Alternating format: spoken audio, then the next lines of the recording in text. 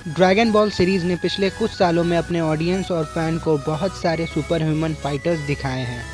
Countless warriors introduce किए गए हैं ड्रैगन बॉल सीरीज़ और मांगा दोनों में। उनमें से सबसे पावरफुल वॉरियर्स को चूज़ करके रैंक करना उनकी स्ट्रेंथ के बेसिस पे बहुत मुश्किल है। हालांकि एंडलेस स्ट्रगल के बीच कुछ कैरेक्टर ऐसे हैं जो पावरफुल बनकर उभरे हैं। उन्होंने बार बार खुद को बैटल में साबित किया है।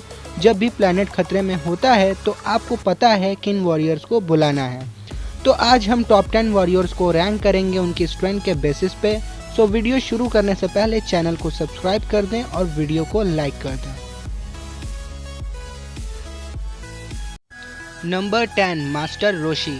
टर्टल हर्मिट को अपने टाइम में दुनिया के सबसे ग्रेटेस्ट वॉरियर्स में से एक माना जाता था। हालांकि मास्टर रोशी के सारे स्टूडेंट्स उनसे आगे निकल चुके हैं, लेकिन मास्टर रोशी अभी भी झुके नहीं। ये उन्होंने साबित किया टूर्नामेंट ऑफ पावर में यूनिवर्स 4 की टीम के खिलाफ। रोशी की फाइटिंग स्किल्स देख के गॉड ऑफ डिस्ट्रक्शन बीरस ने भी उनकी तारीफ की थी।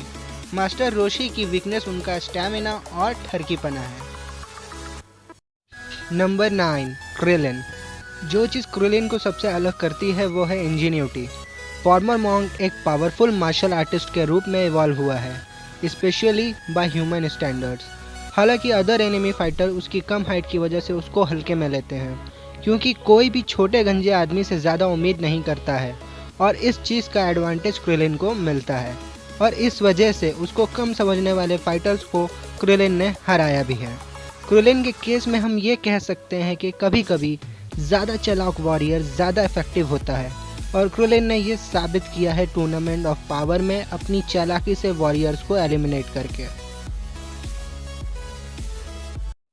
Number 8, Tian. 3 आइड वॉरियर टियान सिर्फ मार्शल आर्ट्स के लिए जीता है। टियान ने बचपन से ही क्रेन स्कूल में मार्शल आर्ट्स की ट्रेनिंग शुरू कर दी थी। पूरी ताकत के साथ टियान की ट्रेनिंग की वजह से उसे न्यू टेक्निक और पावर सीखी, जो किसी नॉर्मल मार्शल आर्ट स्टूडेंट के लिए अचीव करना नामुमकिन था। टियान खुद के क्लोन्स बना के एनिमी से फाइट कर सकता है और वो 4 हैंड वॉरियर में भी इवॉल्व हो सकता है, जस्ट लाइक बेंटन में एलियन था 4 आर्म्स उसकी तरह। Number 7, Android 18। As a cyborg बिना किसी शक के एंड्रॉयड 18 एक पावरफुल अपोनेंट है।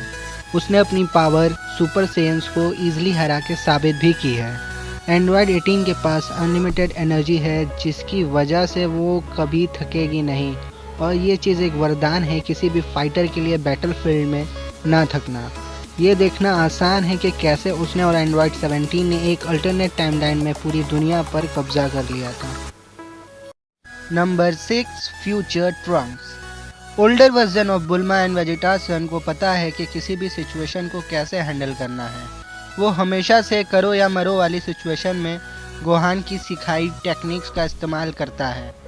फ्यूचर ट्रंक्स गोकू और वेजिटा की तरह लड़ाई का भूखा नहीं है, शायद इसलिए क्योंकि वो एक हाफ सेयन है, लेकिन यही चीज़ उसको बाकी 2 वॉरियर्स से ज़्यादा खतरनाक बनाती है। अगर पावर की बात करें तो super Saiyan blue rays transformation को अचीव करने वाला एक लौता सेयन फ्यूचर ट्रंक्स ही है। नंबर 5, माजिन बू। शुरुआत से ही बू one of the most powerful warriors में से एक है तोरियामा रोस्टर से, और ये चीज़ हम उसके फाइटिंग स्किल्स को देखकर समझ सकते हैं। पिंक फैट मॉन्स्टर को देख के नहीं लगता कि ये इतना पावरफुल होगा, लेकिन जब बू को गुस्सा आता है तो अपने अपोनेंट की मार देता है अच्छे से, नहीं तो चॉकलेट बना के खा जाएगा। अगर बू की पावर लेवल की बात करें तो वो बड़े से बड़े ब्लास्ट को सरवाइव कर सकता है और बू ने गोकू के सुपर सेयन 3 फॉर्म को भी टक्कर दी थी। बू की बस एक वीकनेस है, एक बार सो गया तो उठेगा नहीं। Number 4, Piccolo. एक इविल डेस्पॉट से पैदा हुए इस तरह के नमेकियन के पास 2 जन्मों का तेज दिमाग है। खतरे के टाइम पिकोलो एक एक्सपर्ट टैक्टिशियन का काम करता है।